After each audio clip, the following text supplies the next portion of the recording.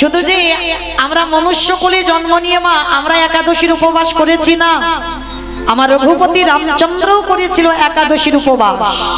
তাহলে এই যে বাবা রঘুপতি রামচন্দ্র একাদশী বিজয়া একাদশী করেছিল কেন না, 14 বছর বনবাসে থাকাকালীন রাবণ যখন সীতামাকে চুরি করে নিয়ে গেল, তাহলে এই যে সাগরের সেতু বন্ধন করে যে আমার রঘুপতি রামচন্দ্র যাবে সীতামাকে আনতে, যে রাবণের কাছে গিয়ে যে রামচন্দ্র জয়লাভ করবে, ভগবান হয়ে বাবা নিজে ভয় পাচ্ছে যে সীতামাকে চুরি করে নিজে নিয়ে গেল রাবণ, আমি ফেরাতে পারবো তো?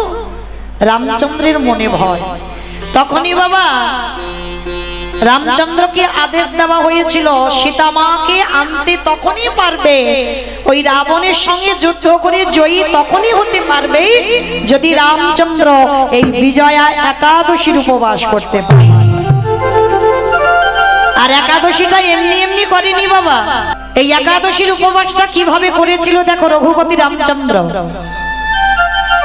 এই রামচন্দ্র বাবা একাদশীর আগের দিন একটা মাটির ঘর, স্বর্ণ নয়, রূপ নয়, তামা নয়, স্টিল নয়, মাটির ঘর একটা আম্রপত্র দিয়ে প্রতিষ্ঠিত করেছিল, আর তার উপরে একটা স্বর্ণ নারায়ণের মূর্তি প্রতিষ্ঠা করেছিল।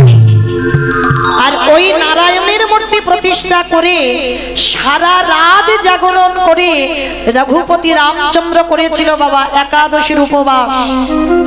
কেন? শুধু সীতামাকে উদ্ধার করবে বলে লঙ্কাতে গিয়ে যাকে রাবণের সঙ্গে যুদ্ধ করে রামচন্দ্র জয়ী হতে পারে, তার জন্য ভগবানকে একাদশী করতে হলো। শুধু একাদশীর উপবাস করলো না, সারা রাত্র জাগরণ করে নারায়ণের আরাধনা করলো, নারায়ণের উপাসনা করলো। পরের দিন ওই ঘট গঙ্গায় ভাসিয়ে আর ওই যে স্বর্ণ মূর্তিটা তৈরি করেছিল নারায়ণের মূর্তি, ওই মূর্তিটা একজন ব্রাহ্মণকে দান করতে হয়েছে। ব্রাহ্মণকে দান করতে হলো। তারপরেই তো হনুমান ভল্লুকের দল এরা সাগরে একটা করে পাথর ফেলছে, পাথর ভাসছে। শুধু এরা যে কষ্ট করেছে তা নয়, আরো পশু পাখিরা কষ্ট করেছিল বাবা। দেখবেন একজনের পিঠে একটু হাত বিলানোর চিহ্ন আছে, দেখবেন কে জানো? কাঠবিড়ালি। এই কাঠবিড়ালিও আমার সীতামাকে উদ্ধার করবার জন্য অনেক পরিশ্রম করেছিল। একটা ক্ষুদ্র প্রাণ, মানে কাঠবিড়ালি আমরা যারা দেখেছি কতটুকু প্রাণ বলে, তো যখন দেখছে রামচন্দ্র সীতা হারিয়ে খাচ্ছে, তখন বসে বসে কাঠবিড়ালি ভাবলো যে আমাদের ক্ষুদ্র প্রাণ, আমরা কি সীতামাকে উদ্ধারের জন্য কোনো কর্ম করতে পারবো না? তখনই ওই কাঠবিড়ালি কি করছে জানো? একবার করে ওই সাগরে গিয়ে ঝাঁপ দিচ্ছে, আর গায়ে তো পশমগুলো লেগে আছে জল, আর ছুটে এসে ওই বালির উপরে গড়াগড়ি যাচ্ছে। আর বালির উপরে গড়াগড়ি গিয়ে এইবার যেখানে হনুমান আর ভল্লুক একটা করে পাথর ফেলছে, সেইখানে কাঠবিড়ালি গিয়ে একবার করে গায়ে থেকে বালিগুলো ঝেড়ে ঝেড়ে দিচ্ছে। তাতে কি হলো? এই যে পাথরগুলো এই যে এক জায়গায় জয়েন করা হলো, ওর মাঝখানে বালিগুলো ঢুকে এরাও বাবা ভগবানের সেবার কাজে লাগলো। ভালো করে অনুভব করে দেখেন বাবা, আমরা মনুষ্য করে জন্ম নিলাম, আমাদের দুটো হাত দিয়েছে ভজন করবার জন্য, ভগবানের কর্ম করবার জন্য, আমাদের দুটো চরণ দিয়েছে যাতে ভগবানের তীর্থে যেতে পারি, কিন্তু আমরা পেয়েও বাবা হেলায় হারিয়ে দিচ্ছি, ভগবানের কর্ম করতে পারছি না। আর এদের ক্ষুদ্র প্রাণ, এরা ভগবানের জন্য পাগল কর্ম করবার জন্য। আর সেই রামচন্দ্র যখন সীতা হারিয়ে কেঁদেছিল বাবা, তা হঠাৎ আমার শিব আর দুর্গা আকাশপথে উড়ে উড়ে যাচ্ছে। যেতে যেতে জগৎজননী মা দুর্গা আমার বাবা ভোলানাথকে ডেকেছিল, প্রাণনাথ, প্রাণনাথ এদিকে এসো। তুমি ডাকছো প্রাণনাথ, ভালো করে দেখো কে যেন এই জঙ্গলে কান্নার আওয়াজ, কে যেন বসে বসে কাঁদছে না। পরম বৈষ্ণব বাবা ভোলানাথ হেসে বলছে, পার্বতী ওটা অন্য কেউ নয়, তুমি যার আরাধনা করো, আমি যার আরাধনা করি, রঘুপতি রামচন্দ্রের ক্রন্দন ধ্বনি। প্রভু কাঁদছে কেন তাহলে? বলে কাঁদছে এই কারণে, রাবণ সীতামাকে চুরি করে নিয়ে গেছে, পাচ্ছে না, তাই স্ত্রীর বিহনে আজকে রঘুপতি রামচন্দ্র হাহাকার করে বেড়াচ্ছে। কারণ বাবা রামচন্দ্র তো তিনি মর্যাদা পুরুষোত্তম, এ তো আর কৃষ্ণ অবতারে নয় যে ভগবানের 16,108টা স্ত্রী ছিল, 8 জন পাট রানী। রামচন্দ্র কিন্তু এটা করতে পারবে না। রামচন্দ্র ওই একটাই ঘরণী ছিল, আমার সীতামা। সীতামাকে যখন চুরি করে নিয়ে গেল বাবা, যখন যজ্ঞ করেছিল, পাশে তো সহধর্মিনী রাখতে হয়, তবে যজ্ঞ পূর্ণ হয়। কিন্তু রাম যদি মনে করত দ্বিতীয়বার বিয়ে করতে পারত, কারণ তিনি তো রাজা, তিনি তো ভগবান, কিন্তু তার এমনই মর্যাদা ছিল সীতামাকে ছাড়া দ্বিতীয়বার বিবাহ করতে পারত, যার জন্য স্বর্ণ সীতা বানিয়ে বাবা যজ্ঞে বসেছিল, কিন্তু দ্বিতীয়বার বিয়ে করেনি আমার রামচন্দ্র। তাহলে কতটা ভালোবাসতো আমার সীতামাকে। তা সীতামাকে নিয়ে গেছে, পাগলের মতো রামচন্দ্র কাঁদছে। আর এই সুযোগে জগৎজননী মা দুর্গা মনে মনে ভাবছে, প্রভু আমার বহুদিনের মনের আশা, আমি একটিবার তোমাকে পুত্র স্নেহে আমি আমার হৃদয়ে ধরতে চাই, একবার তোমাকে হৃদয়ে ধরে আমার মাতৃত্বটা যেন জুড়িয়ে যায়, আমার বহুদিনের আশা। তা বাবা ভোলানাথকে বলছে, মা পার্বতী প্রাণনাথ, এই মুহূর্তে আমি একটা ছলনা করব। কি ছলনা? বলে আমি একটা মায়া সীতা তৈরি হব। মানে জগৎজননী মহামায়া সীতার রূপ ধারণ করবে, আর সীতার রূপ ধারণ করে আমার রামচন্দ্রের সামনে গিয়ে দাঁড়াবে। পরম বৈষ্ণব বাবা ভোলানাথ বলছে, পার্বতী তোমার কি মাথা খারাপ? তুমি জানো না ও কি আর আমরা কি? আর তুমি কার সঙ্গে চালাকি করতে যাচ্ছ? মানুষ মানুষকে ঠকায়, মানুষ মানুষের সঙ্গে চালাকি করে, কিন্তু ভগবানের সঙ্গে চালাকি নয়। আচ্ছা বাবা, এই যে আপনারা আমরা তো ভগবানের আরাধনা করি, কিন্তু ভগবান কার আরাধনা করে পারবেন বলতে? সে আবার যেমন তেমন ভক্ত নয় বাবা, আমাদের মতো ভক্ত হলে হবে নাকি? আমাদের মানে আপনাদের কাউকে বলছি না, আমি আমার সম্প্রদায়। সে ভক্তটা কে জানো? আজকে যার পুজো উপলক্ষে কত মায়েরা বাবার মাথায় জল দিচ্ছ। আমরা করি কৃষ্ণ উপাসনা, আর কৃষ্ণ করে পরম বৈষ্ণব বাবা ভোলানাথের উপাসনা। তাই একটা কথা মনে রাখতে হবে বাবা, এই যে আজকের অনেক মায়েরা ব্রত পালন করেছেন। আচ্ছা মা, একটা কথা বলো তো, কেন ব্রত পালন করেছেন আজকে? কিসের জন্য? স্বামীর অমঙ্গলের জন্য। স্বামীর অমঙ্গলের জন্য নাকি? স্বামীর মঙ্গলের জন্য। আচ্ছা, এদিকে আমার কোন দাদা ভাই কি ব্রত করেছেন? একবার হাতটা তোলেন দেখি। যেমন আমাদের উপবাস কালকে, আমাদের বৈষ্ণব মতে আমাদের কালকে করবেন। আচ্ছা, কতজন করবেন একবার হাতটা তোলেন তো দেখি। বেশ, তাহলে এইবার একটু আমি বলি। তাহলে আমার মায়েরা অনেকে বলে বাবা, দেখবেন অল্প বয়সের মেয়েরা ব্রত পালন করে কেন? বলি আমরা যারা এসটি মানুষ তারা করি স্বামীর মঙ্গলের জন্য, আর যাদের বিয়ে থা হয়নি তারা কিসের জন্য করছে? ভালো স্বামী পাবে ওই জন্য। তাহলে এইবার আমার এই যে বাবা ঠাকুর দাদা ভাইরা যারা উপবাস করব আমরা কালকে, তাহলে আমরা আমার দাদা ভাইরা কিসের জন্য করবে? বউয়ের মঙ্গলের জন্য। বউয়ের মঙ্গলের জন্য।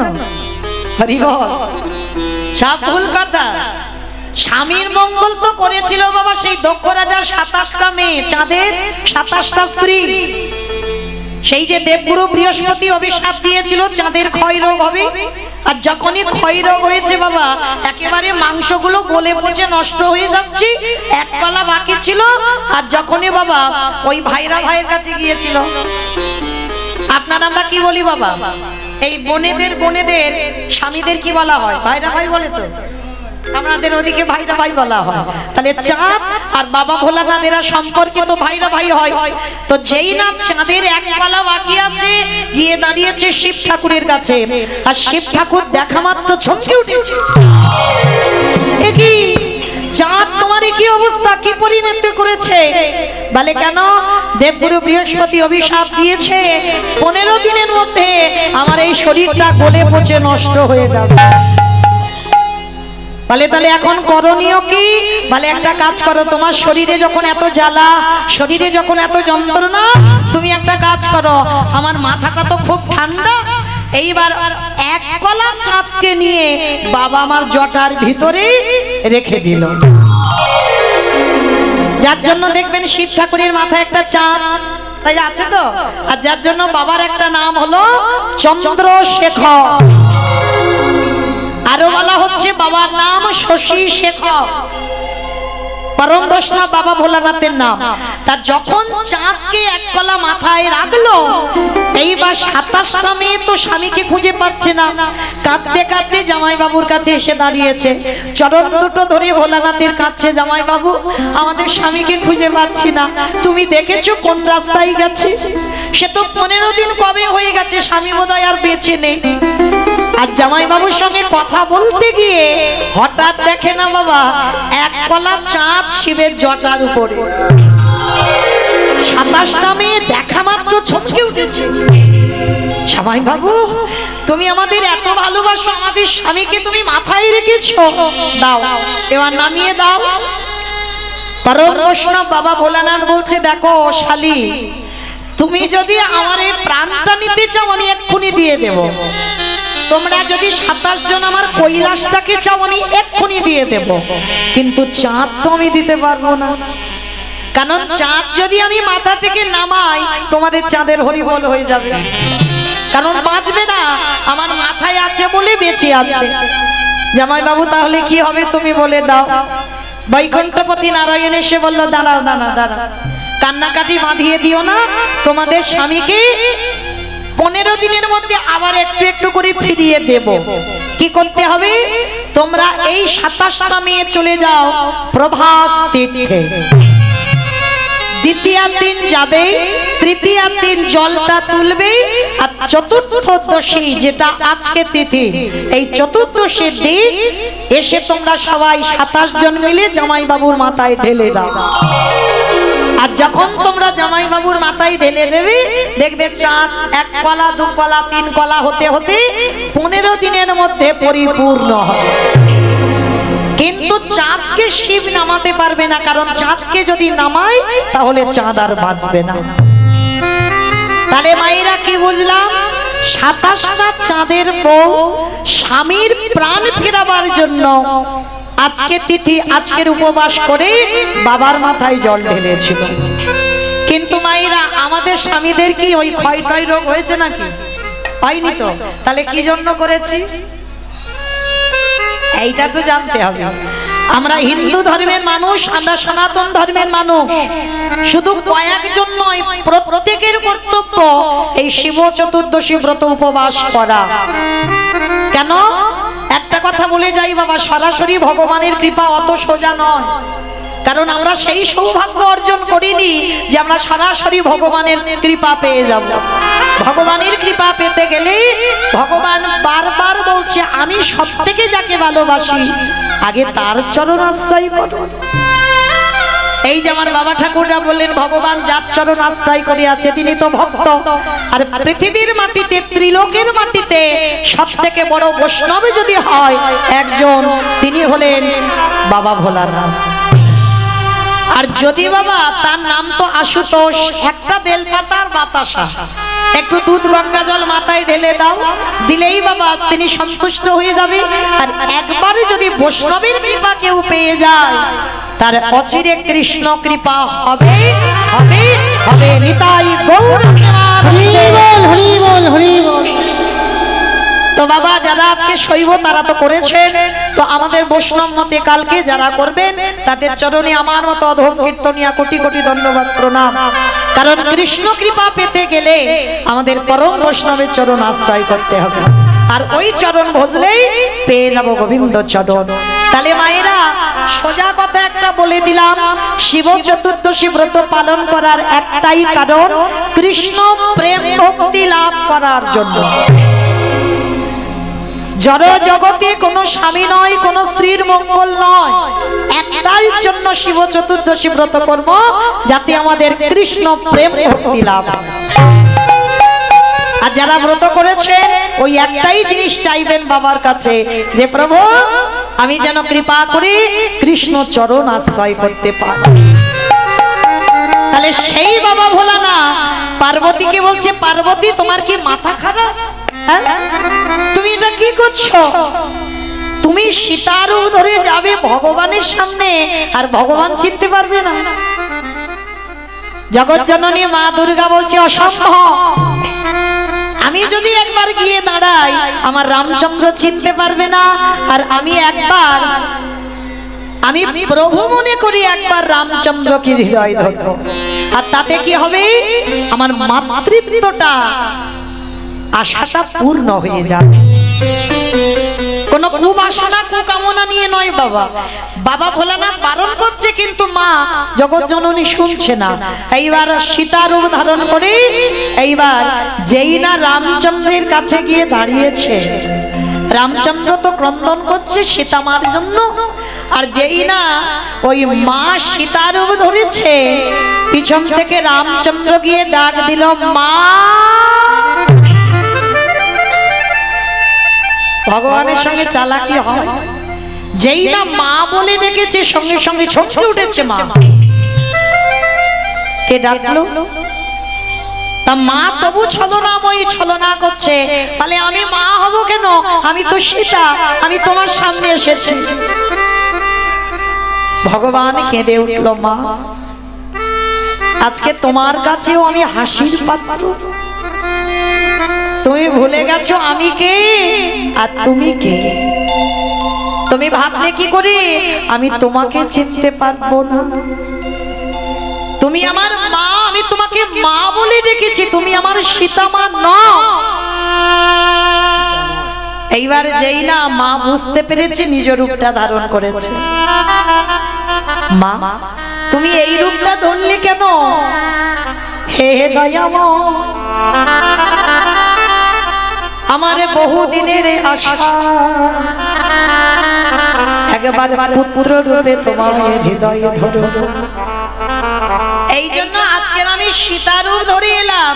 যদি একবার তোমাকে হৃদয়ে ধরতে পারতাম আমার মাতৃত্বটা জুড়িয়ে যেত। তখনই আমার রামচন্দ্র বলেছিল, মা আমি কথা দিলাম তোমার পুত্র রূপে আমি যাব। এই দেখে নয় এ যুগে আগত কলি যুগে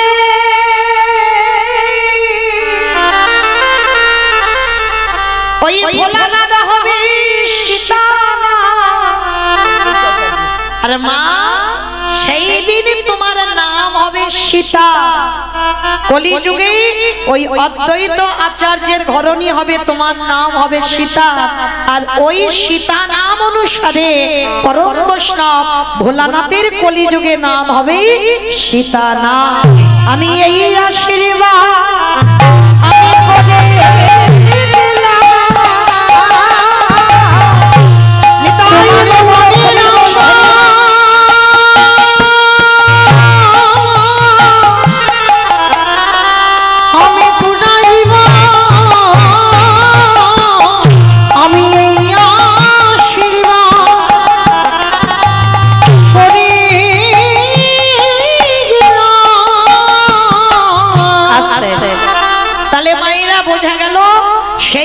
ভোলানাথ হলো কলিযুগে অদ্বৈত আচার্য বা সীতা নাম। আর জগৎ জননী মা দুর্গা হলো সীতা দেবী। কারণ সীতা রূপ ধরেছিল বলে কলিযুগে মার আশাটা পূর্ণ করে দিল। যেদিন রামচন্দ্র গেল 14 বছর বনবাস। আচ্ছা বলেন তো মা, 15 বছর হলো না, 10 বছর হলো না, 13 বছর হলো না, একেবারে 14 বছর কেন হলো? কইকেয়ী মা কি স্বামীর কাছে বলতে পারতো না যে আমার রাম 10 বছর বনে যাক, 13 বছর বনে যাক, 12 বছর যাক, 15 বছর যাক, 14 বছর বললো কেন? কি বাবা, কারণ যদি না থাকতো তাহলে 14 বছরের উপরে চাপ দিয়ে বলতে পারতো? তাহলে 14 বছর বলেছে তার একটাই মাত্র কারণ, দশরথের যখন কোনো সন্তান সন্ততি হয়নি বাবা, পুত্রেষ্টি যজ্ঞ করে তবে তো পুত্র পেয়েছে। যজ্ঞের চারু পান করে, মানে যজ্ঞের চারু মানে পরমান্ন পান করেছিল, পরমান্ন সেবা করে এই রাম লক্ষ্মণ ভরত শত্রুঘ্নের জন্ম হয়েছিল। কিন্তু এর আগে দশরথ একটা অভিশাপগ্রস্ত ছিল, মানে গোটা সূর্য বংশে একটা অভিশাপ দেওয়া ছিল যে এই সূর্য বংশে যদি কোনো সন্তান জন্ম নেয় আর সে যদি 25 বছরের আগে রাজ সিংহাসনে বসে, তৎক্ষণাৎ তার অপঘাতে মৃত্যু হবে। অভিশাপ দিয়ে রেখেছিল। আর সেই অভিশাপটা শুনে দশরথ হেসে কথাটা উড়িয়ে দিয়েছিল, হায় হায় হায় হায়, কাকে অভিশাপ দিচ্ছ? আমার সূর্য বংশে তো কোনো বংশধরই নেই। পরে বাবা যজ্ঞ করে যখন রাম লক্ষ্মণ ভরত শত্রুঘ্নকে পেল আর ছেলেটাকে পেয়ে আনন্দে ভুলে গিয়েছিল বাবা দশরথ অভিশাপের কথা, কিন্তু মনে ছিল শুধু একজনে, সেটা হলো বাবা কইকেয়ী মা। মায়েরা একটা কথা বলি, যদি এখানে কেউ সৎ মা হয়ে আছো, যদি কেউ সৎ মা হয়েছ, তো চেষ্টা করো মা যেন কইকেয়ী মার মতো সৎ মা হও। সৎ মা মানে কি, কথাতেই উত্তর বেরিয়ে যাচ্ছে, দেখেন, সৎ মা, হৃদয় তার পবিত্র হবে, হৃদয় তার সৎ হবে।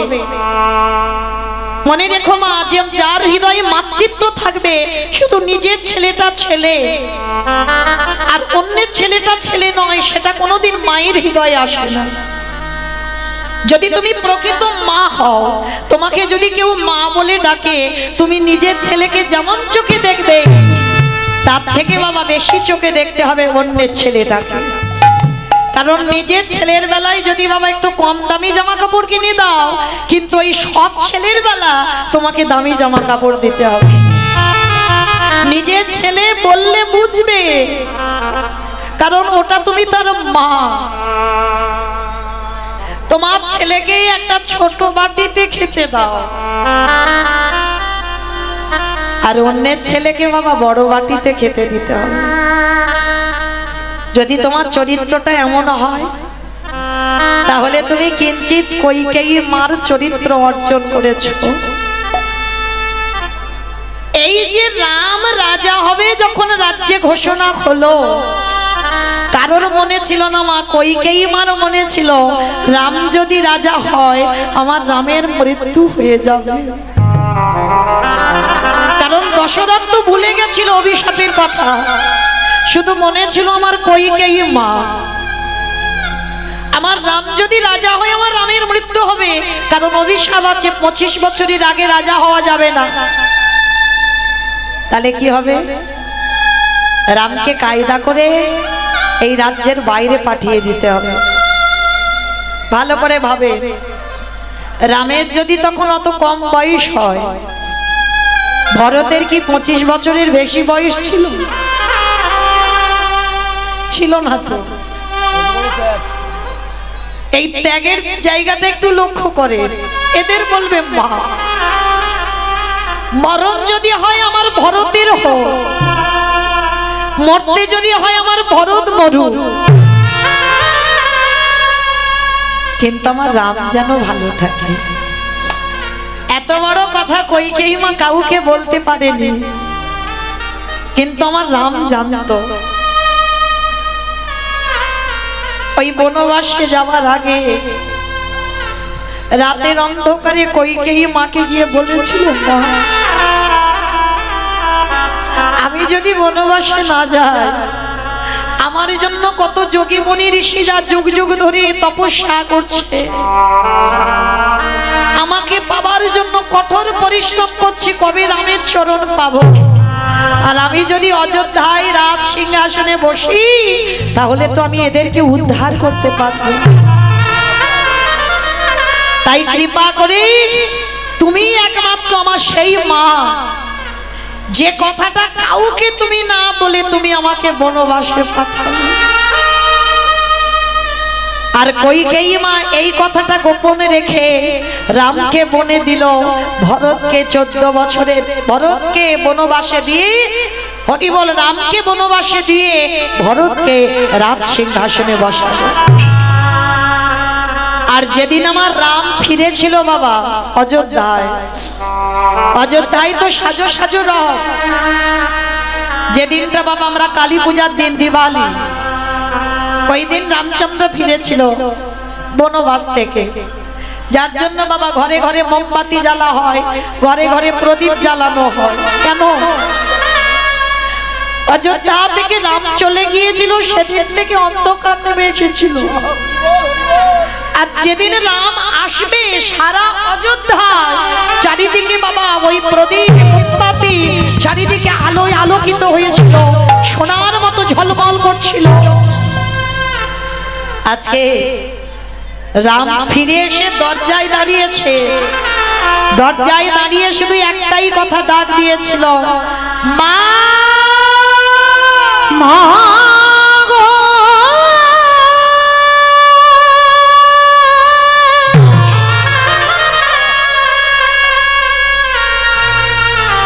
ওগো জনা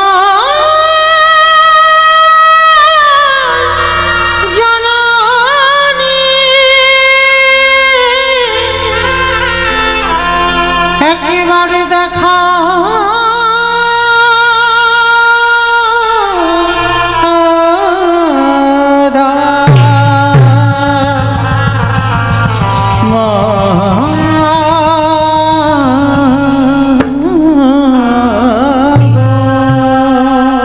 রামের মা কৌশল্যা এসে বলছে, বাবা এই তো আমি তোর মা, এই তো নাম, আমি তোমায় ডাকিনি তো।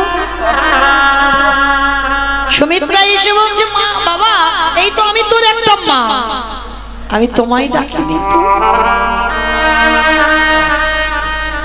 আবার তোর মা কোথায়? রাম 14 বছর পরে ফিরে এসে বলল, মা আমার কইকেয়ী মা কোথায়? চুপ কর, একটা কথা বলবি না। যে মা তোকে 14টা বছর বনবাসে দিল,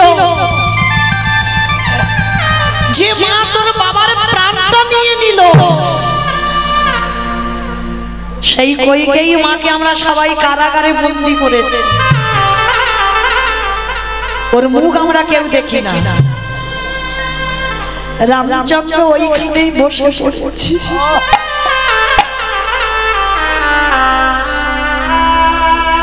এটা কি করেছে তোমরা? আমার কইকেয়ী মাকে কারাগারে দিয়েছে। হ্যাঁ দিয়েছি, ওর মুখ আমরা কেউ দেখতে চাই না। আর ভরতর মাকে তো কবে ত্যাগ করে দিয়েছে, ওর মার মুখ দর্শন করে না, রামকে বনে দিয়েছে বলে।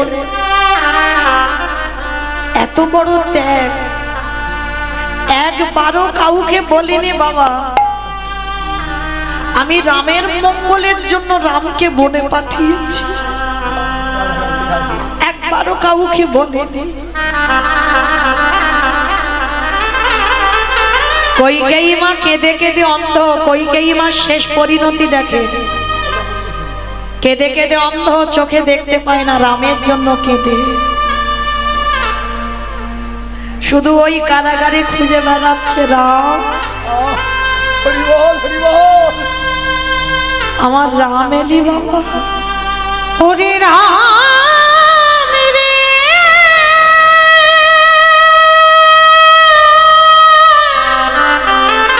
কতদিন আর কাঁদবো বলবো, কতদিন তোরে আশা পথে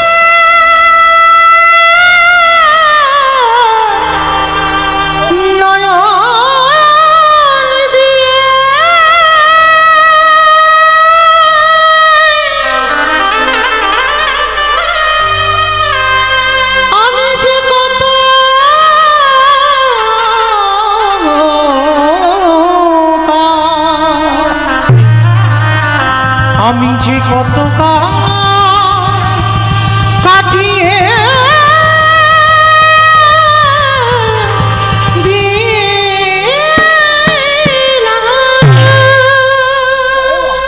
কারাগারে খুঁজে বেড়াচ্ছে রাম, একবার আয় না বাবা, মরার আগে একবার অন্তত তোকে দেখে যাব যেতে পারি। চোখে দেখতে পাই না। রাম বনবাস থেকে ফিরে সবার প্রথমে কারাগারের দরজায় গিয়ে আছাড় খেয়ে রামের মাথাটা কইকেই মাছলো। নিতাই গৌর হরি বল, হরি বল, হরি বল। যিনি বিশ্বের স্রষ্টা মালিক ভগবান, তার মাথাটা পড়েছে কইকেই মার চরণ। কে কে আমার পা দুটো জড়িয়ে ধরলি? কে? সর্বাঙ্গে হাত বুলাচ্ছে, চোখে তো দেখতে পাচ্ছে না। রাম বলে উঠলো, মা। কে? কে আমায় মা বলি ডাকলো? কে তুই? আমি তোর রাম, নয়ন জলে মায়া।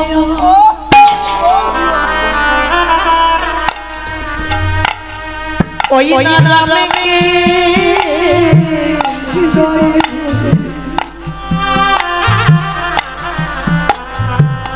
কাঁদে আর বলে লোকারে,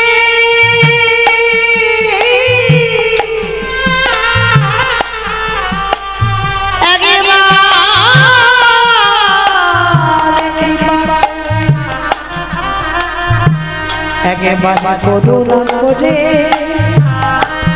তুই একবার আমার দৃষ্টি শক্তি ফিরাই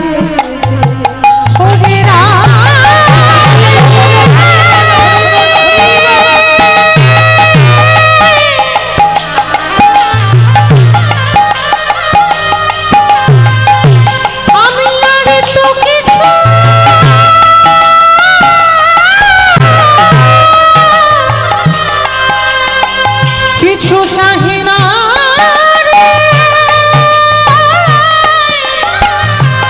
একেবারে কৃপা করে করুণা করে আমার দৃষ্টি শক্তি ফিরা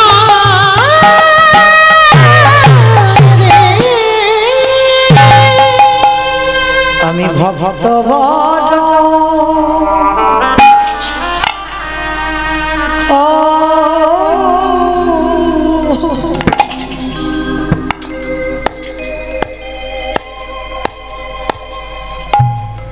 ভালো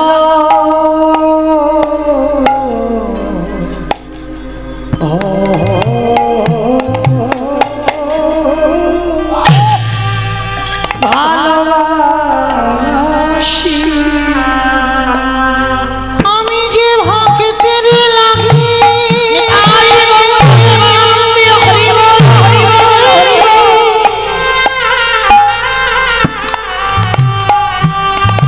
ওই যুগে যুগে যুগে যুগে ভক্তের কাছে আসি। আমি যে ভক্ত বড়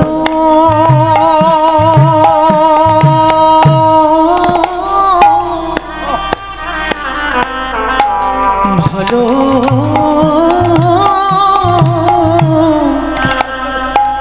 ভালোবাসি শুধু এ যুগে না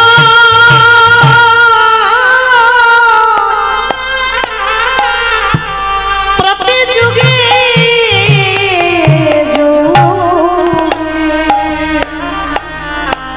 আমি যে ভক্ত বড়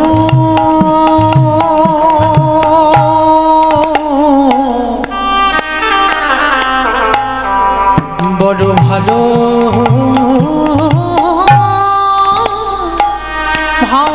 ভালোবাসি যে করে আমার আশ তারে করে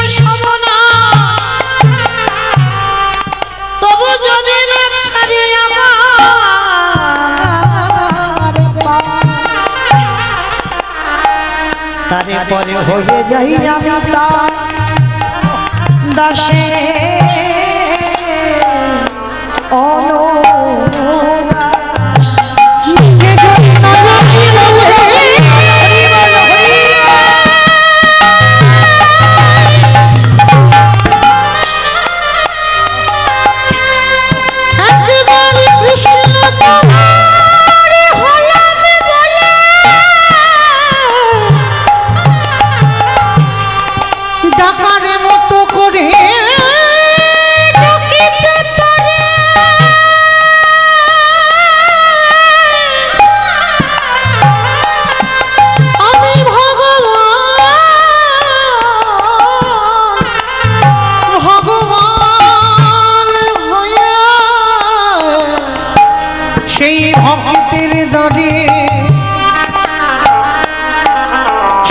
ভক্তের দানে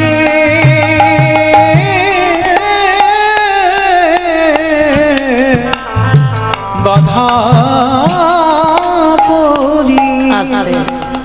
সেই কইকেয়ী মা এত ভালোবাসতো আমার রামকে, কিন্তু কৌশল্যামার অভিশাপে রামকে পরের জন্মে কইকেয়ী মার গর্ভেই আসতে হলো।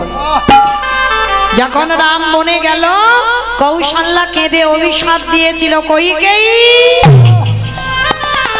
আমি তো 14 বছর কাঁদব, তারপরে রামকে কোলে পাবো।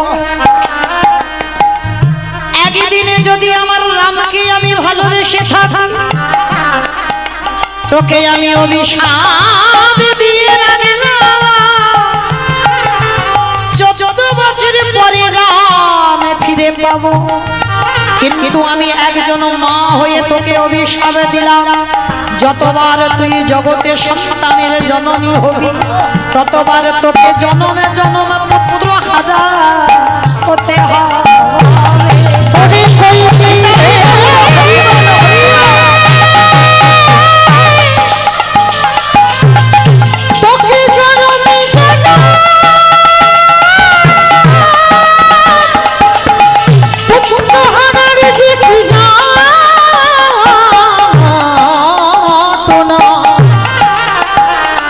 তোকে জনমে জনম বুঝে দিয়ে হবে। তাহলে সেই অদ্বৈত আচার্য 12 বছর তুলসী ভাসিয়েছিল বাবা কৃষ্ণকে কলিযুগে ডাকবার জন্য, কিন্তু কৃষ্ণ যে আসবে, কিন্তু কত নম্বর গর্ভে আসবে বাবা সচিমার, এইটা তো জানে না। যার জন্য পরপর সচিমার কোলে বাবা প্রথম 8টা কন্যা সন্তান হয়েছিল। আর যখনই 8টা কন্যা সন্তান হলো, কোনোটা 1 দিনের বাচ্চা, কোনোটা 5 দিনের, কোনোটা 10 দিনের, একটা একটা করে প্রণাম করে আর সচিমার কোলে বসে মারা যায়। নবম গর্ভে বিশ্বরূপ এলো, তাকেও প্রণাম করলো। 16 বছর বয়সে মাকে কাঁদিয়ে চলে গেল। এইবার 10ম গর্ভে নিমাই। আমাইরা এই জায়গাটা এবার একটু আস্বাদন করবেন। নিমাই যখন এলো না, সচিমার মনে ভয়, ওই অদ্বৈত যদি একবার আমার নিমাইকে প্রণাম করে, আমার নিমাইও থাকবে না। এই ভয়ে ভয়ে সব সময় থাকে, কিছুতে অদ্বৈতকে দেখতে দেয় না। কিন্তু বাবা তা বললে তো হবে না, দেখতে তো দিতেই হবে। কারণ নিমাই মনে মনে বলছে, মা এই গোটা জগতের মঙ্গলের জন্য আমাকে তো যেতেই হবে সন্ন্যাসী হয়ে। শুধুমাত্র আমার একার মঙ্গল নয়, সমাজের মঙ্গলের জন্য আমি সন্ন্যাস নেব। তা এইবার আড়ালে নিমাইকে রেখে, শুধু আড়ালে নয় মা, সচিমা যখন ঘুমাতো না, ওই নিমাইয়ের কোমরে আঁচলটা বেঁধে ঘুমায়, যাতে নিমাই চলে না যায়। আমাদের ছেলে মেয়েরা মাঝে মাঝে দুষ্টুমি করে না, মারা যদি একলা সংসার হয় ওই দরজায় জানালায় ছেলেকে দড়ি দিয়ে বেঁধে মা সারাদিন কাজ করে। আর নিমাই ছোটবেলায় এত দুষ্ট ছিল, মা যখন ঘুমাতো নিমাই চলে যাবে ওই জন্য মা দড়িটা বেঁধে সচি মা ঘুমাতো। আজকে নিমাই মনে মনে চিন্তা করছে, মা আজকে তোমায় যেতেই হবে, আজকে তোমাকে ছেড়ে আমায় যেতেই হবে। এইবার মা ঘুমিয়ে আছে, একেবারে অচৈতন্য অঘরি ঘুমাচ্ছে। আর ঠিক সেই সময় কি করেছে জানো, ওই অদ্বৈত আচার্য সুরধনী গঙ্গার তীরে বসে আছে, আর আমার নিমাই মার কোলের কাছ থেকে গুটি গুটি করে উঠে একেবারে ছুটতে ছুটতে সুরধনী গঙ্গায় গেল।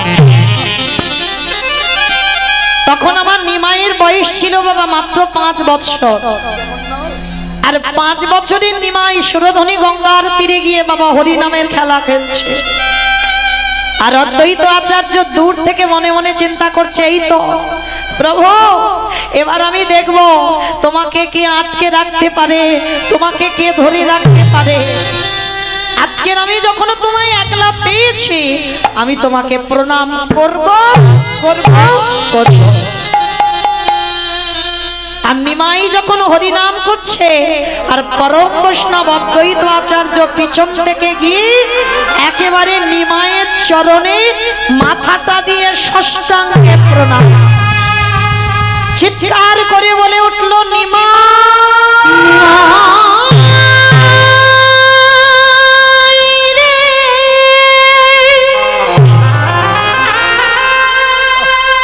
ওরে তুই নাকি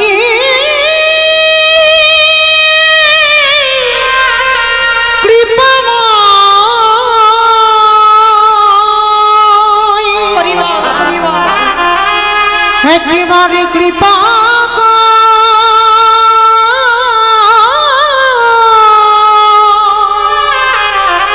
ওরে নিমাই রে। যেই না পরম বৈষ্ণবের মাথাটা নিমাইয়ের পায়ে, অদ্বৈত আচার্যের বয়স তখন 57 বছর আর নিমাইয়ের বয়স 5 বছর। 5 বছরের নিমাইয়ের পায়ে যেই না অদ্বৈত বৈষ্ণবের মাথা, নিমাই কি করেছে জানো, ওই ছোট্ট ছেলে নিমাই একেবারে পাটা তুলে অদ্বৈত আচার্যের মাথার উপরে।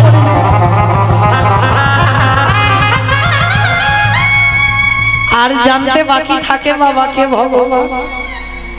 8টা মেয়েকে প্রণাম করলো, মার কোলে বসে মরে গেল। বড় ছেলেটাকে প্রণাম করলো, 16 বছর বয়সে চলে গেল। আর ছোট ছেলেটাকে প্রণাম করতে ওইটুকু বাচ্চা পাটা তুলে আমার মাথার উপরে তুলে দিল। তাহলে এ তো অন্য কেউ নয়, কারণ আমি এমন একজন ব্যক্তি,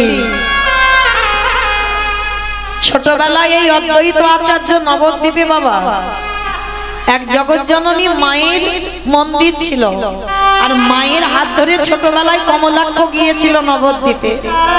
আর নবদ্বীপে যখন গেল না, নাভাদেবী বারবার বলছে, কমলাক্ষ একবার মাকে প্রণাম কর, মানে কালী মন্দির।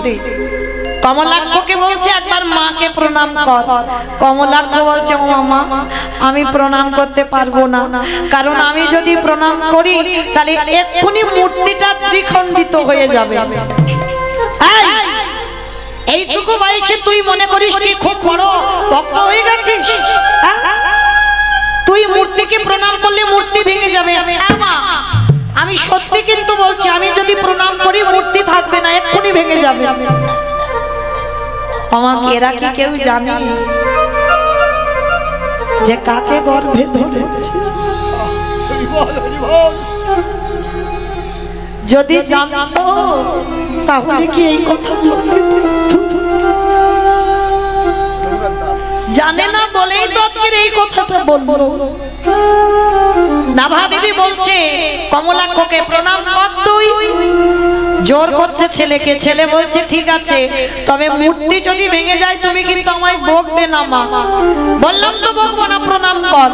আর যেই না বাবা কমলাক্ষ সবে মাত্র এখনো দেয়নি মাথাটা, সবে মাথাটা নিয়ে আমার ওই কালী মূর্তি ছিল, সবে মূর্তির চরণে প্রণাম করতে যাবে, একেবারে মূর্তিটা মাঝখান থেকে দ্বিখণ্ডিত হয়ে। বাবা পারে কোনোদিন প্রণাম দিতে? কারণ ইনি তো পরম বৈষ্ণব বাবা ভোলা না। তাহলে কি করে পারবে তার পরম স্বামী প্রাণনাথের প্রণামটা নিতে? তাহলে কতটা শক্তি ছিল এই অদ্বৈত আচার্যের। পাথরের মূর্তি ভেঙে গেল, আর এই অদ্বৈতের প্রণামে সচিমার কোলে 8টা মেয়ে মরে গেল, বড় ছেলে চলে গেল, ছোট ছেলে নিমাইকে প্রণাম করলো, নিমাই পাটা অদ্বৈত আচার্যের মাথায় তুলে দিল। তাহলে বলো তো বাবা, জানতে বাকি থাকিয়ে কি? চরণটা জড়িয়ে ধরেছে আর ছাড়ছে না, চোখের জল দিয়ে নিমায়ের চরণ দুটো ভাসাচ্ছে। নিমাই রে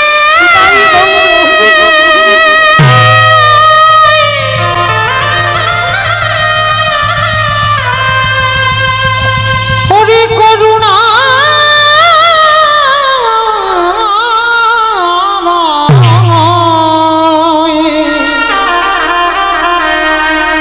আমায় একেবার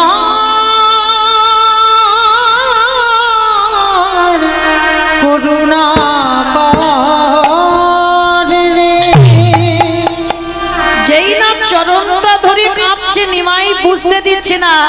আরে অদ্বৈত পা ছাড়ো, পা ছাড়ো। কিছুতে ছাড়ছে না। প্রভু আমি জানি তুমি কে। আরে বাবা আমি কে, তুমি এমন করছো কেন? পা ছেড়ে দাও, পা ছেড়ে। কিছুতেই পা ছাড়ছে না। আরে কি ভগবান থাকতে পারে? ভক্ত যদি একেবারে গায়ে মনোবাবাকে কাঁদিতে পারে, কাঁদিতে পারে অদ্বৈতকে বুকে ধরে বললেন, অদ্বৈত 57 বছরের বুড়ো আর 5 বছরের নিমাই। প্রভু আর আমাকে কিছু বলতে হবে না, আমি বুঝতে পেরে গেছি তুমি কে আর আমি কে। সেই যদি এলে এত দেরি করলি কেন? 12টা বছর তুলসী চন্দন অগুরু দিয়ে তুলসী পত্র ভাসালাম, সেই যদি এলে তো এত দেরি করলি কেন? নিমাই হেসে বলছে, অদ্বৈত দেরি আমি করি না, ভক্তের ডাক যেদিন সঠিক হয়ে যাবে সেদিন আমাকে কেউ ধরে রাখতে পারবে না। আমি তো সবার দরজার ধারে দাঁড়াইয়ে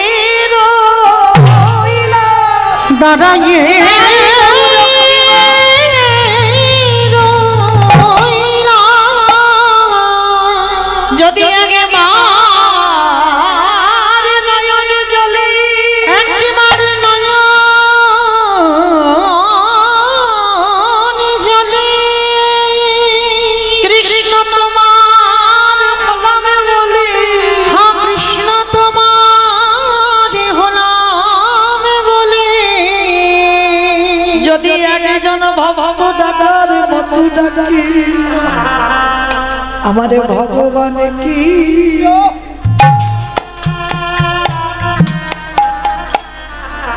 বল রহিতে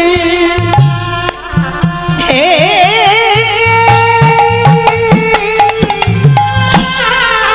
রহিতে পারে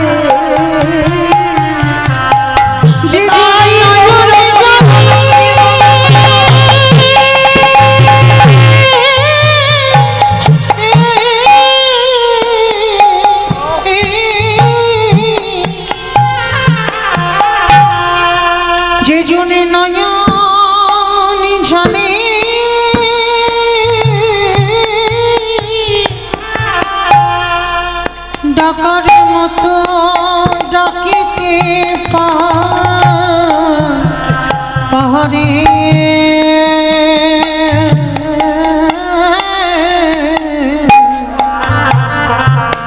আমার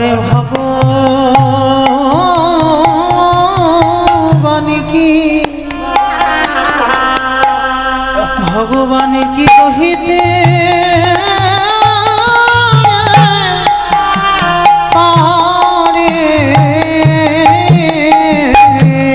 আমারে ভগবান বললেন ভক্ত গো, আমি মন্দিরে থাকি না, আমি কোনোদিন তীর্থে থাকি না, আমি তীর্থে থাকি না, আমি থাকি ভক্তের হৃদয়ে মাঝে। যদি একজন ভক্ত কাঁদা প্রাণে কৃষ্ণ বলে কাঁদে, আমি তৎক্ষণাৎ তার হৃদয়ে মন্দিরে আমি প্রবেশ করি।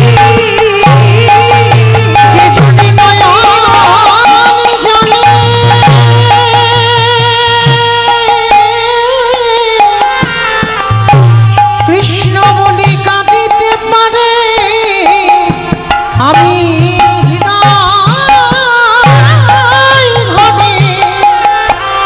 তৎক্ষণাৎ প্রবেশ করি। তাহলে আজকে জগতের সংসারে যেই না অদ্বৈত আচার্য কাঁদছে, নিমাই বলছে কেঁদো না। আর বাবা এদিকে ভক্ত ভগবানকে ধরে কাঁদছে। আর সন্তানের মঙ্গল অমঙ্গল প্রথমে কে বুঝতে পারে? মা। মা। ভগবান তো ভক্ত রূপ ধরে এসেছে, ভক্ত ভাব অঙ্গীকার করে এসেছে। এদিকে ভক্ত ভগবানকে ধরে কাঁদছে, ওদিকে সচিমার মনটা কুগাইছে, আর আমার নিমাই থাকবে না। অদ্বৈত প্রণাম করেছে, চোখের জল পড়েছে, বুঝতে পেরে গেছে আর নিমাই থাকবে না। এইবার সচিমা যখন কাঁদছে, সচিমার চোখের জল ভগবানের পাটা ভেসে যাচ্ছে। যখন নিমাইয়ের চরণ ভেসে যাচ্ছে, নিমাই বলছে অদ্বৈত আর কেঁদো না, দাদা ওদিকে আমার মা কাঁদছে, আমি একটু মার কাছে যাই, একটু তুমি দাঁড়াও, আমার মার বড় কষ্ট হচ্ছে, বড় কাঁদছে।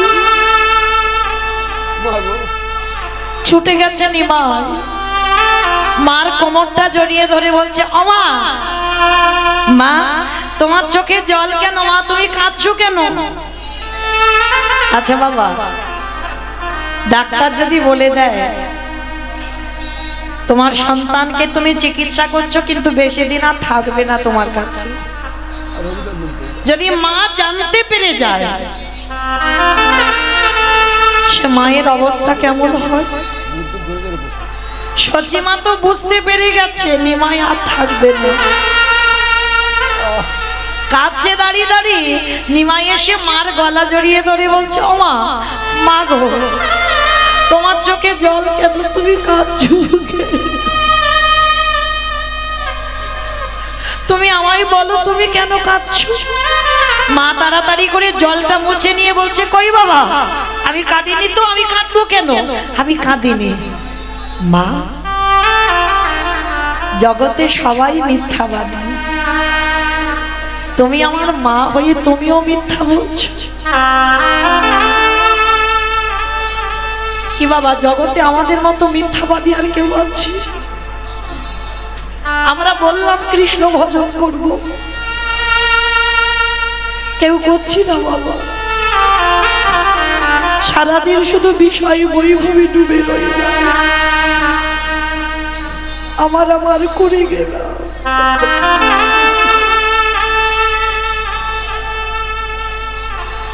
এই বিষয়ে বৈভব না বললে ভগবান যে নেবে না গো।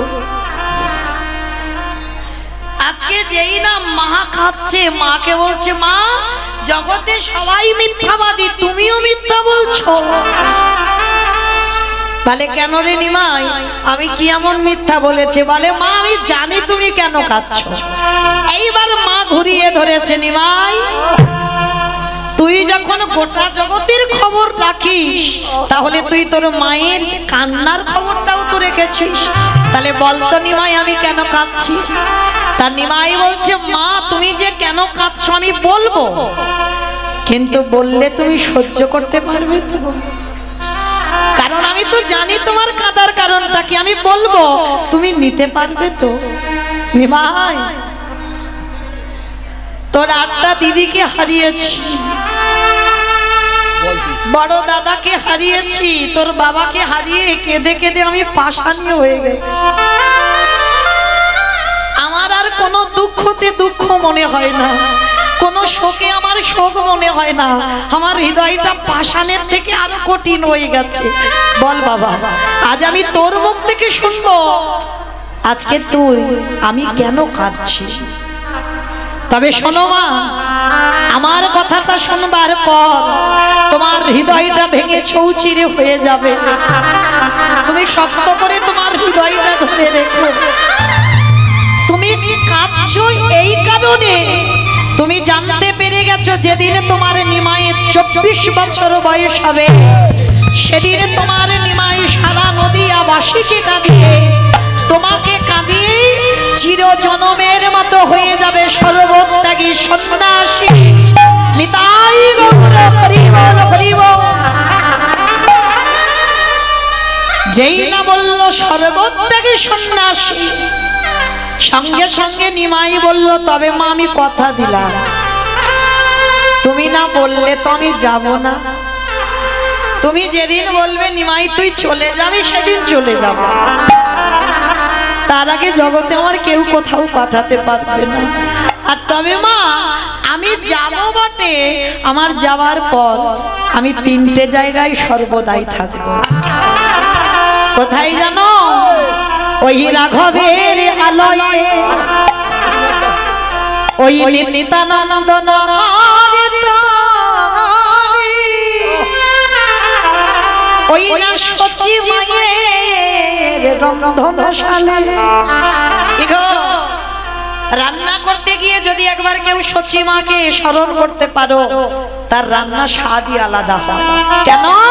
নিমাই 3টে জায়গায় সন্ন্যাসের পরেও বর্তমান আছে। কোথায়? রাঘবের আলয়ে, নিত্যানন্দ নর্তনে, সচি মায়ের রন্ধনে। তা এইবার নিমাই বলছে ওমা তুমি কেঁদো না, আমি কথা দিলাম তুমি বললে আমি তবে যাব।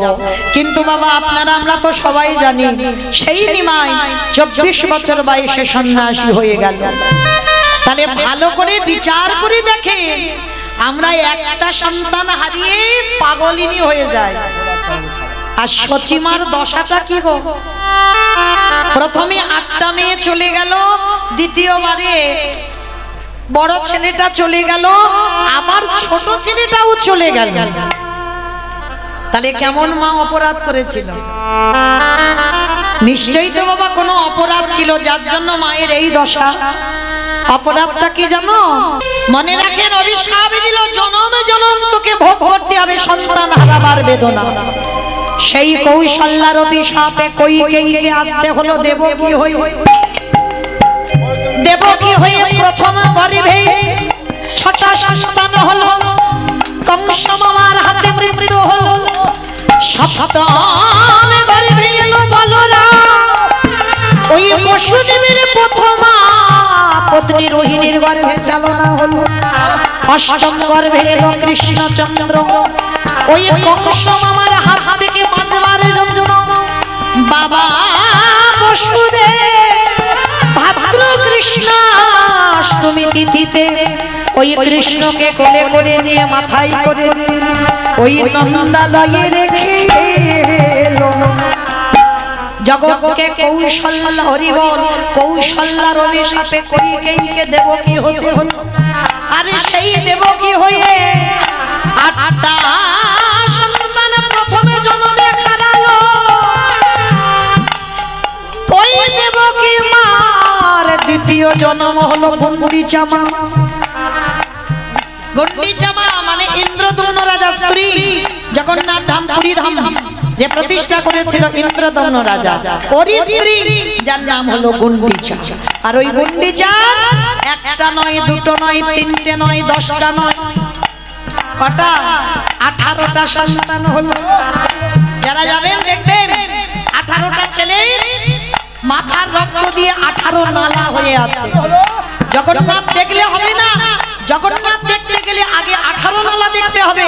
18 নালা দেখবার পর ওই যে জগন্নাথ ধামে গিয়ে গরুর স্তম্ভ ওইটাকে প্রণাম করতে হবে, তারপরে তোমার জগন্নাথ দেখায় ফল মিলবে। তাহলে গুন্ডিচার 18টা সন্তান হলো, 18টা ছেলের রক্তেতে হলো 18 নালা। ভেবে দেখেন বাবা, হিসাব করে রাখবেন। প্রথম জন্মে 8টা গেল দেবকী, দ্বিতীয় জন্মে গুন্ডিচা হয়ে 18টা সন্তান গেল। সেই গুন্ডিচা আমার তৃতীয় জন্ম হলো নদিয়ার মাটিতে, ওই নীলাম্বর চক্রবর্তীর কন্যা শশী ঠাকুরা। শশী মায়ের প্রথম 8টা কন্যা সন্তান মারা গেল, যেটার কথা আগেই বললাম অদ্বৈতের প্রণামে। 8টা মেয়ে মরে গেল। বড় ছেলে বিশ্বরূপ সন্ন্যাসী হলো, ছোট ছেলে নিমাই এলো। ওই 24 বছর বয়সে শচী মাতাকে কাঁদিয়ে, বিষ্ণুপ্রিয়াকে কাঁদিয়ে, সারা নদিয়ার মানুষকে কাঁদিয়ে নিমায়া চললেন সন্ন্যাসী হয়ে। ওই কলির জীবকে বোঝাতে চাইল, কলির জীব আমি আমার মাকে ছেড়ে দিলাম না, আমি আমার রাধারানীকে ছেড়ে দিই নাই, আমি আমার নিজেকেও ছেড়ে দিই নাই। তাই জগতের কলির জীব তোদের পায়ে পড়ে বলে রাখি, ভজন যদি করতে হয় সকাল সকাল কৃষ্ণ চরণ আশ্রয় কর। কলির ঝিল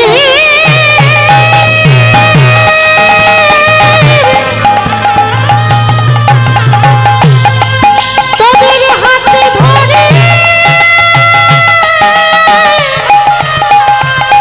সবাই থাকিতে গৌরী গোবিন্দ চরণে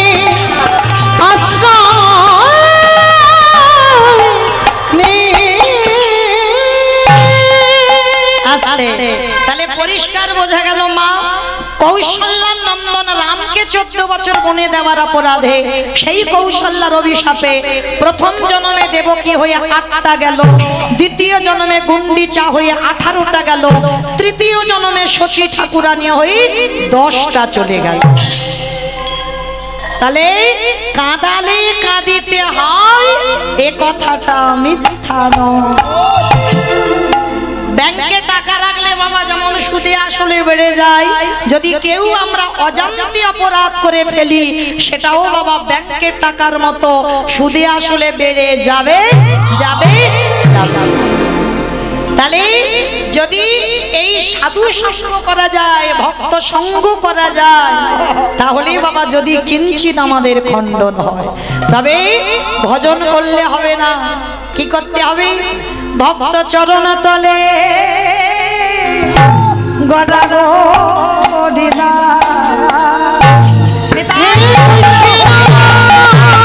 কৃপা কৃপা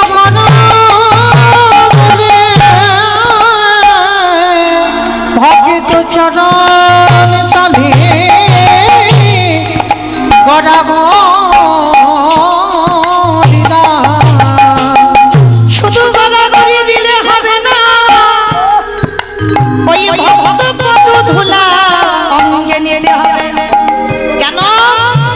ধুলা নয়, এ তো ধুলিও নয়, এ যে হলো ধুলা।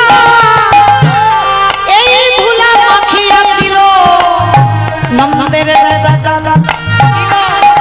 তাহলে এ ধুলো না, তাহলে ভগবানের কৃপা পেতে গেলে যারা আজকের উপবাস করে বসেছ ভক্ত চরণ তলে গড়াগড়ি দাও। শুধু গরম তলে গড়াগড়ি দিলে হবে না, ওই ভক্তের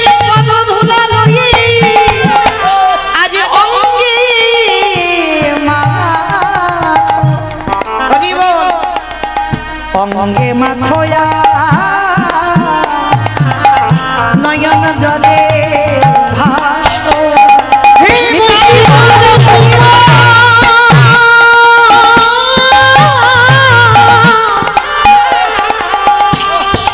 বৈষ্ণব কৃপা করো বলে বলে অঙ্গে মাখয়া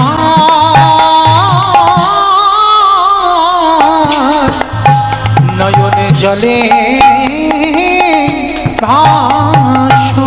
আস্তে এই কথাটা বাবা লালা বাবুকে বলেছিল। এই যে কান্দির জমিদার লালা বাবু, এই লালা বাবু না ছোটবেলা থেকে বাবা দানি ছিল, খুব দানি।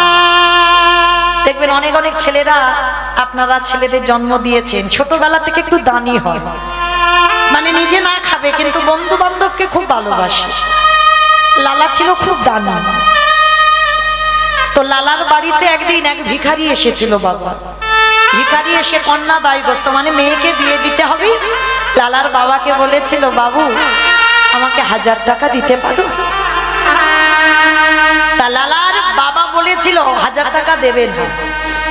যেই না বলেছে দেবে না, লালার কানে গেল। লালা ছুটে এসে বাবার পা দুটো ধরেছে, বাবা তোমার তো কিছু অভাব নেই, সোনা দানা টাকা পয়সা জায়গা জমি তোমার ভরপুর। ও বাবা 1000 টাকা তো চেয়েছে, দাও না বাবা তুমি পথিককে 1000 টাকা। সবার সামনে ছেলে বলছে, একটা সম্মানের ব্যাপার। সবার সামনে লালার বাবা পথিককে 1000 টাকা দিয়েছে। পথিক চলে যাবার পর লালাকে বলেছিল, লালা শোনো, ছেলে ছেলের মতো থেকো বাবা, তুমি এখন ছোট, যেদিন রোজগার করতে পারবে সেদিন তুমি লোকেদের ডেকে এনে দান করো, তার আগে নয়। যেই না লালার বাবা এত বড় কথা বলেছে, রোজগার করে দান করবে, সেই কথাটা ছোট্ট ছেলেটার মাথায় লেগে গেল। মনে রেখো বাবা, কৃষ্ণ ভজনে যদি তোমার মাও বাধা দেয়, শাস্ত্র বিধান দিয়েছে তুমি মাকে ত্যাগ করে দাও। এটা গ্রন্থ বলছে, এটা মৌমিতার কথা নয়। যদি তোমার কৃষ্ণ ভজনে মা বাধা দেয়, মাকে ত্যাগ করো। করেছিল না বাবা রামায়ণে? ভরতের মা কৈকেয়ীকে ত্যাগ করেছিল, কোনোদিন মা বলে ডাকেনি, মায়ের মুখ দর্শন করেনি, রামকে বনে পাঠালো বলে, তাহলে মাকে ত্যাগ করে দিল। দেখো, যদি তোমার বড় দাদা ছোট ভাই কৃষ্ণ ভজন করে, বড় দাদা হয়ে যদি তুমি ভাইকে কৃষ্ণ ভজনে বাধা দাও, সেই ভাইকেও ত্যাগ করে দাও। যেমন করেছিল বিভীষণ, রাবণকে ত্যাগ করে দিল। দেখো, যদি গুরুদেব, ভগবানের আগে গুরুদেব, গুরুদেবও যদি কৃষ্ণ ভজনে বাধা দেয়, সেই গুরুকেও ত্যাগ করে দাও। দিয়েছিল না বাবা?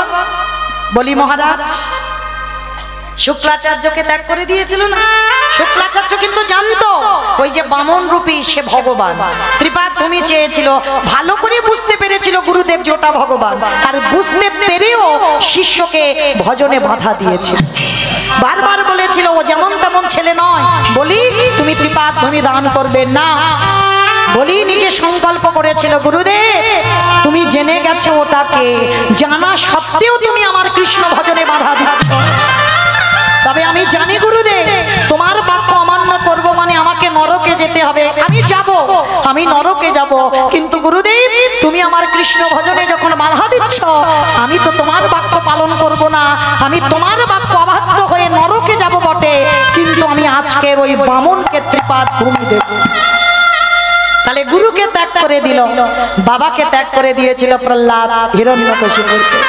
তাহলে দেখেন, ভুরি ভুরি প্রমাণ, কৃষ্ণ ভজনে যারা বাধা দেবে সবাইকে ত্যাগ করা গ্রন্থ বলছে বাঞ্ছনীয়, কিন্তু কৃষ্ণ ভজন যেন ভুল না হয়। সব ত্যাগ করে দাও, কৃষ্ণ ভজন করতে হবে। আজকে যেই না বাবা, আমার কোথায় ছিলাম?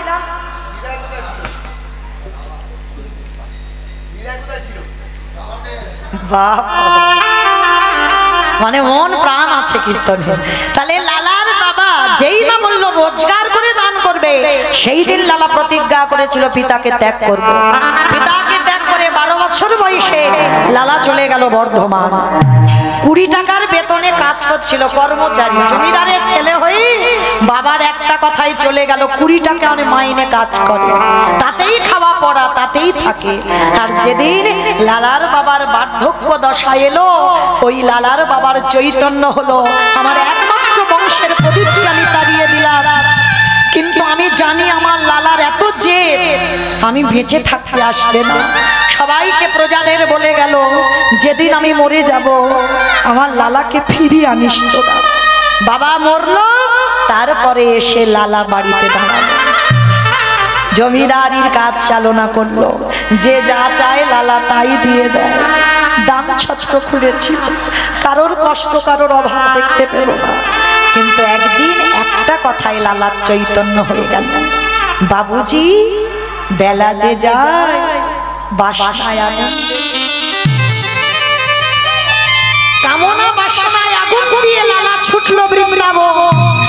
আর বৃন্দাবনে যেতে গিয়ে বাবা পথের ধারে একটা পাথর নিয়ে মাথার বালিশ করেছে, পা বালিশ না হলে লালার ঘুম হতো না, পাথর নিয়ে পা বালিশ করেছে। কে যেন দৈববাণী করলো, লালা কৃষ্ণ ভজন করতে যাচ্ছিস, জমিদারি স্বভাব গেল না।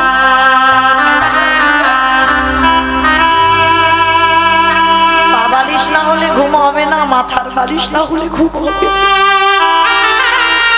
এই যে রাজকীয় স্বভাব ত্যাগ কর। ও লালা, আমার একটা মন্দির করে দিবি লালা।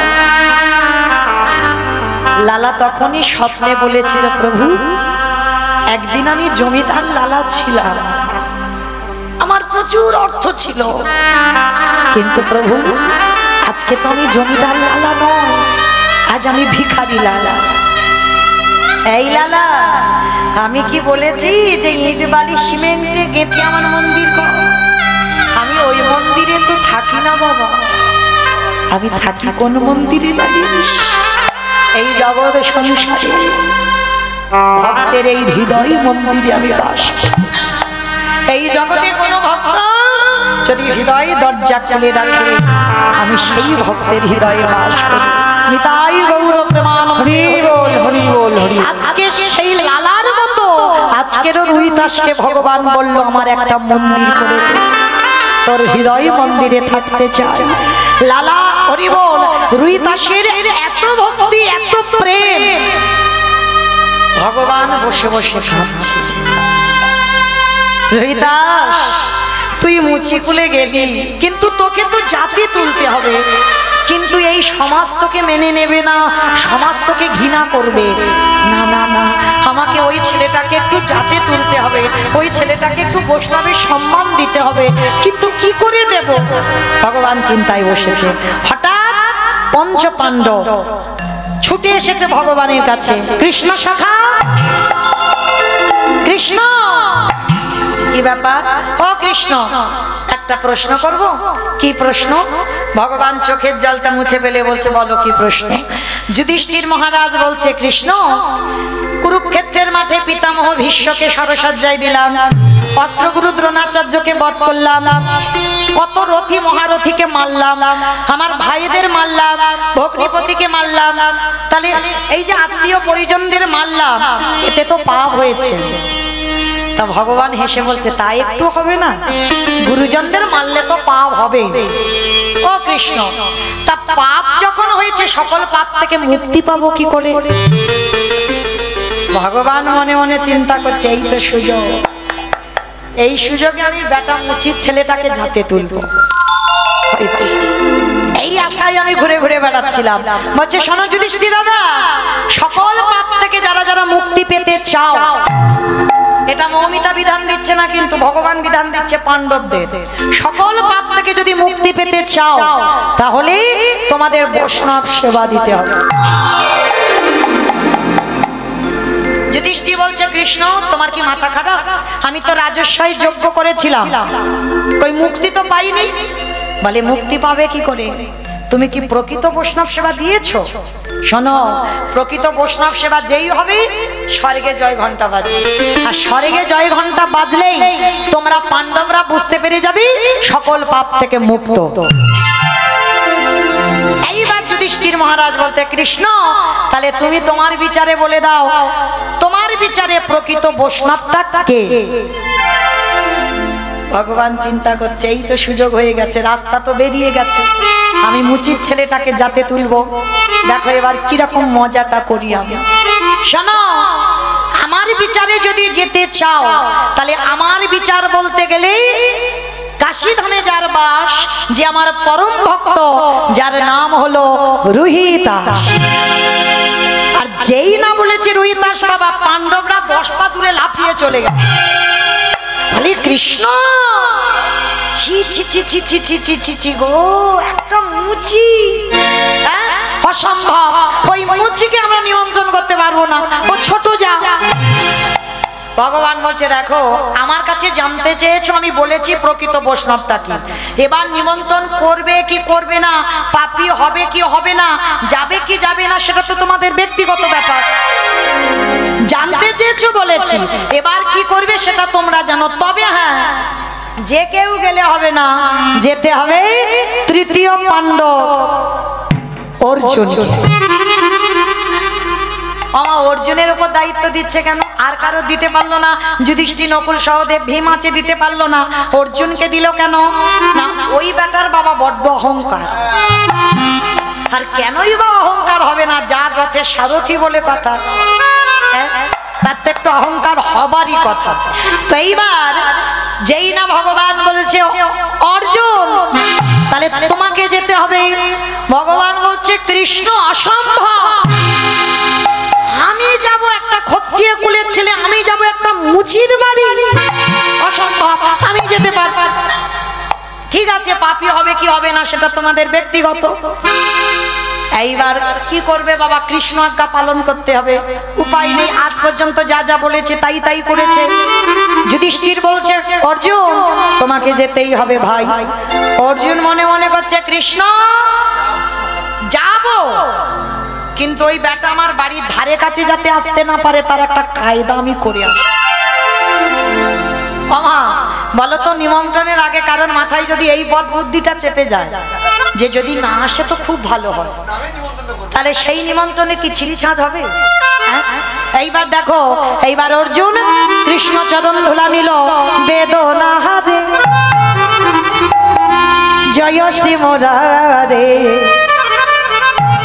নম নম প্রভু নম নম, বেদনা হারে জয় শ্রী মুরারে, নম নম প্রভু নম নম, বেদনা হারে জয় শ্রী মুরারে, নম নম প্রভু নম নম। সন্ধ্যা সকাল ডাকি যে তোমারে, সন্ধ্যা সকালে ডাকি যে তোমারে, সকাল ডাকি তোমারে, সন্ধ্যা সকালে ডাকি যে তোমারে, মহামহির মাঝারে বেদনা হরে জয় শ্রী মুরারে, নম নম প্রভু রাম প্রভু রাম রাম। ইস কি গন্ধ! কোথা কোথা থেকে এলো বলতো? এই দিক থেকে? এই দিক থেকে এলো? ওই দিক থেকে? আমার গন্ধ পাচ্ছ? ও কি বাজে গন্ধ! আমার পাচ্ছ না কেউ? হাই ভগবান, কেউ কেউ পাচ্ছ না? আমার বাবারা দাদারা কেউ পাচ্ছ না? খুব চালাক, পাবে কি করে? এরা তো বুদ্ধিমান বুদ্ধিমতী, ওই জন্য পাচ্ছে না। আমরা কজন বোকা, ওই জন্য আমরা পেলাম। কারণ গন্ধ এখানে আসবে কেন? গন্ধ তো কাশিতে। অর্জুন যাচ্ছে তো মুচি পাড়াতে নিমন্ত্রণ করতে, আর যেই না মুচি পাড়াতে, বাবা গো কৃষ্ণ তুই আমায় কোন নরকে এনে ফেললি বল? এই নরকে কি মানুষ আসে? আর যা না গন্ধ বাবা, তার দ্বিগুণ গন্ধ বের করছে আমার কৃষ্ণ কায়দা করে। বলে দেখো এবার কেমন মজাটা লাগে, ওর বড্ড অহংকার, এবার দেখো কি করে অহংকারটা চূর্ণ করি। এইবার এত দুর্গন্ধ বাবা, মানুষ সেখানে থাকতে পারবে না, নাকটা চেপে ধরেছে। আর সেই মুচি পাড়াতে গিয়ে ডাকছে রুইদাস, ও রুইদাস। আর মুচি পাড়াতে বাবা চামড়া ভর্তি করা আছে, বড় বড় পোকা বাইছে।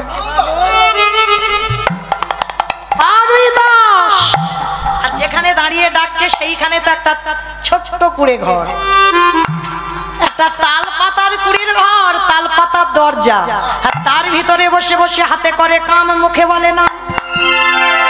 রুইদাস জুতো তৈরি করে যাচ্ছে আর মুখে কৃষ্ণ নাম করছে, আর এদিকে যেই নাম পার্থ ডাকছে, এ কি কেউ আমার নাম ধরে যেন ডাকছে না। তাড়াতাড়ি করে ওই পাতাটা সরিয়ে দেখে না তৃতীয় পাণ্ডব ডাক। পার্থ, আজ আমার কি সৌভাগ্য, যারে রথের সারথি আমার ভগবান, তার চরণ পড়েছে মুচি পাড়ায়। কৃপা করে আমার দুয়ারে এসো, আমার আজ বড় সৌভাগ্য, আজ আমার দিনটা বড় ভালো, আমার ঘরে পার্থ এসেছে। তাই যে তোমার সাহস তো কম নয়, আমি যাব তোমার বাড়ি।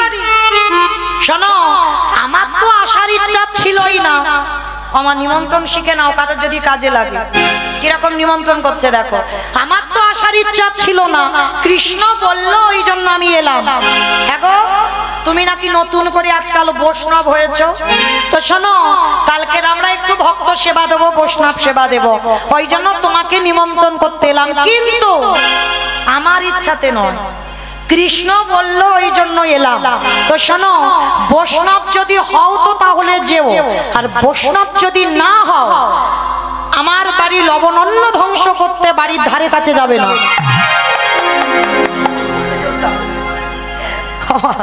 এরকম নিমন্ত্রণ করে কেউ?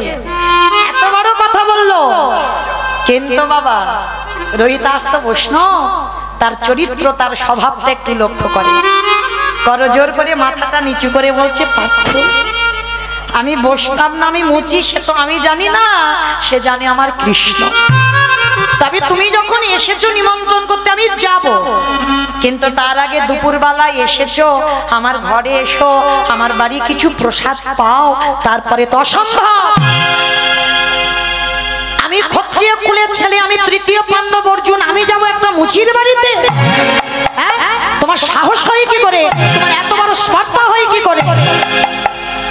বলে পার্থ স্পর্ধা নয়, তুমি আমার বাড়িতে এসেছো, যদি আমার বাড়িতে না আসো আমি কি করে যাব তোমার বাড়িতে বলো? আগে তো আমার বাড়িতে পদদুলাটা দিতে হবে, করার কিছু নেই, কৃষ্ণ আজ্ঞা পালন করতে হবে। আর যদি বেটা রেগে না যায়, কৃষ্ণ তো রেগে যাবি, এদিকে মনের ভিতরে ভয়। ঠিক আছে চলো, নাকটা চেপে ধরে ধুতিটা তুলে নিয়েছে, নিয়ে প্রবেশ করেছে ওই মুচির ঘরেতে। আর ঘরে গিয়ে দেখছে বাবা চামড়া ভর্তি করা বড় বড় পোকা বাইছে। বাবা গো কি গন্ধ গো, এত দুর্গন্ধ বার হচ্ছে, সে যেন কৃষ্ণ তুই আমায় কোন নরকে ফেললি বল, এইখানে কি মানুষরা আসে? বাবা অত গন্ধ নয়, ওটা কায়দা করে বেশি বার করছে কৃষ্ণ। বলে ওর ব্যবস্থা আমি করবো, বড্ড অহংকার, ওর রথের সারথি বলে। এবার দেখাচ্ছি দাঁড়াও। এইবার ওই রুইদাস ছুটে গিয়ে একটা চামড়ার পাত্রে করে, এই না পাত্র ধরো। বলে ওটা কি? বলে কেন? সর্ষের তেল। বলে সর্ষের তেল কি করব? বলে দুপুর বেলায় এসেছো, একটু মাথাতে তেল দাও, একটু স্নান করো, তারপরে তো প্রসাদ পাবে। অসম্ভব, আমি মাগবো সর্ষের তেল? আমার এই চামড়ার পাত্রে করে তেল এনেছে, অসম্ভব। আমি গোলাপ জল কর্পূর তাম্বুল ব্যবহার করি, আর আমি মাগবো সর্ষের তেল? পার্থ তোমার কৃষ্ণ তো আমার গোলাপ জল কর্পূর কিছু দেয়নি, দিয়েছে সর্ষের তেল।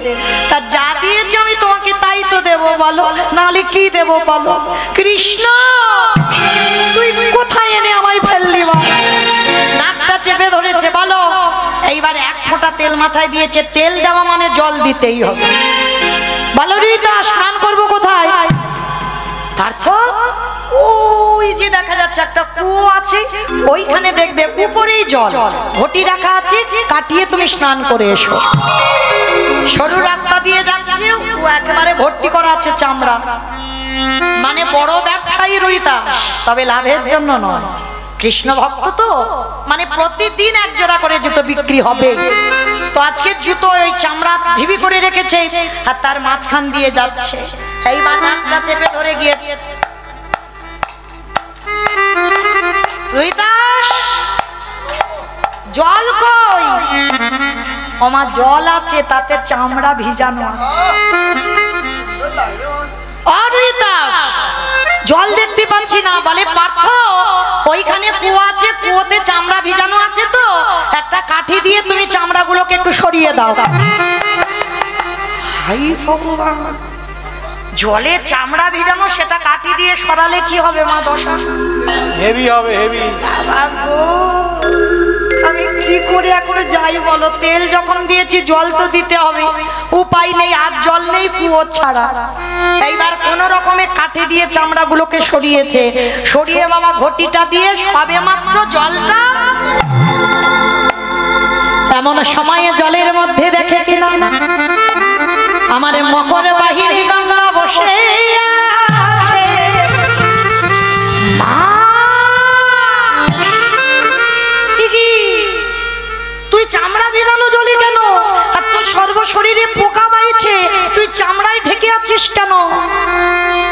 পতিত পাবনী গঙ্গা কুয়ো থেকে বলে উঠলেন, অর্জুন তুই হলি পাপী। মা, আমি পাপী? বলে তুই শুধু পাপী নস, তুই হলি মহা মহা মহা পাপী। দূর হয়ে যা আমার সামনে থেকে। ওই উপরে কুয়োর জল ছিল, অর্জুনের পরশ পাবে না বলে মা গঙ্গা কুয়োর নিচে চলে গেল। আর কুয়োর নিচে থেকে বলছে, তুই মহা পাপী। মা, তুমি আমাকে বলছো মহা পাপী? বলে হ্যাঁ, তুই মহা পাপী। ও মামা, ঠিক আছে, আমি নয় মহাপাপী। ও মা, তা এত খালবিলি, নদী নালা, পুকুর ঘাট, সাগর সমুদ্র থাকতে তা তুই হঠাৎ কুয়োতে বসে আছিস কেন? এত বড় বড় দিঘি, এত বড় বড় সমুদ্র সাগর, তা সেখানে ডুব দিলিনি? তুই মা বসে আছিস সেই রুইতাসের কুয়োতে, আবার চামড়া ভর্তি, তোর গায়ে পোকা বাইছে। বলে অর্জুন, এই কুয়োতে কেন বসে আছি জানিস? এই জগৎ সংসারে সবাই পাপ করে, সবাই পাপ করে আমার জলে ডুবি দিতে যায়। কি মা, যাও তো গঙ্গা স্নানে। তাহলে যারা যারা গঙ্গা স্নানে স্নান করো, সারা বছরই যা পাপ করো, একবার বছর অন্তর গঙ্গায় ডুব দিতে হয়। কেন? বছরের সমস্ত পাপ ওই পতিত পাবনী গঙ্গা নিয়ে নেয়।